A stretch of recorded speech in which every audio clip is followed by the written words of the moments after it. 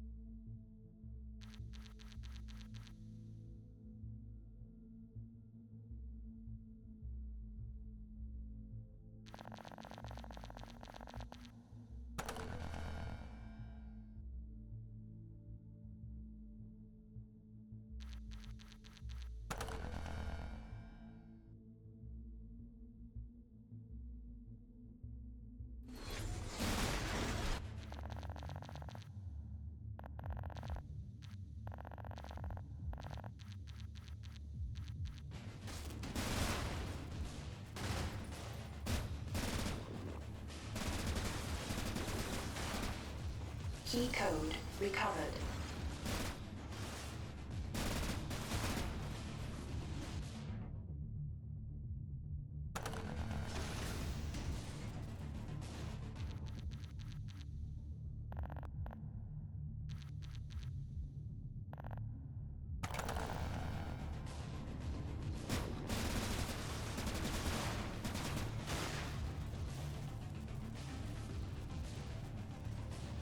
Key code recovered.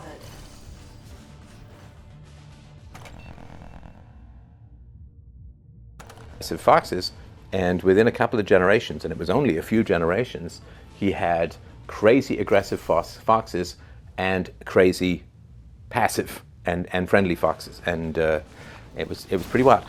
So human beings have seen evolution consistently, and of course the fact that civilization has evolved is a kind of IQ evolution and so on. And so saying that they're precious and creatures change over time, you simply take that principle and you extend it and expand it forever, right? But that runs up against a particular kind of power, right? The power that says, give me money because God created all of our lives and I have a special access to God and he'll give you heaven and hell. Well, evolution, as does the heliocentric model of the solar system, takes God out of the equation, which sometimes means fewer tithes flowing to the religious authorities around the world. So when philosophers take localized examples and universalize them, right, they unravel the hypocrisy. We unravel the hypocrisy that is the foundation of power. Because virtue is hypocrisy, right? In all pre-UPB formulations, virtue is hypocrisy because it's always rules for thee but not for me. It's rules that are claimed to be universal that require the opposite of those rules to enforce, right? So they say, well, you see, this is the sort of social contract theory, right, which I've talked about before. So philosophers have said, so you have a right to property, right? And property is a good right to have. And so in order to enforce your right to property, what you need is a social agency that violates property rights in order to protect your property. So you have to submit yourself to an agency that can violate your property rights pretty much at will in order to protect your property. That is a little tough. Well, you see, society needs a third party to judge disputes between people because people can't agree on how to resolve all their disputes, and there are people who are corrupt, and there are people who will cheat you and lie to you and so on. And so you need someone to judge you, or some group to judge you, and that's called the law and the judges and the legal system, the prosecutors and so on. Because people are corrupt and will lie and cheat. It's like, okay, so what happens if the legal system is corrupt and lies and cheats? See, you say there's a problem, and then you create a group of angels immune to that problem, still calling them human beings, and then you say you've solved the problem. Which makes about as much sense to women as saying, well, men too, for that matter, saying, well, you really have to make sure that you have a system that protects you from rape, and the way that you do that is you create a group of people in society who can rape you at will, and that's how you protect yourself from rape. If none of that would make any sense, right? In order to gain protection from the problem of murder, you need to create a group of people in society who can murder you at will, which is, something like the draft in a way, right? So that hypocrisy, right?